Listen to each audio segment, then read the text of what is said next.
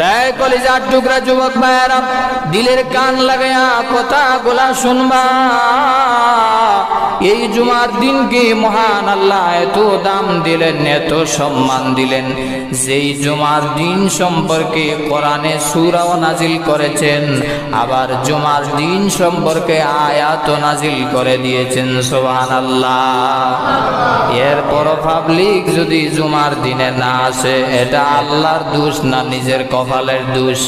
কথা কয় না? কপাল পোড়া মুসলমান যারা জুমার দিনেও আসে না, স্ত্রী বলে নামাজে যাওয়ার জন্য, তারপরও যায় না, এরকম স্বামী ডাকাত আছে না নাই?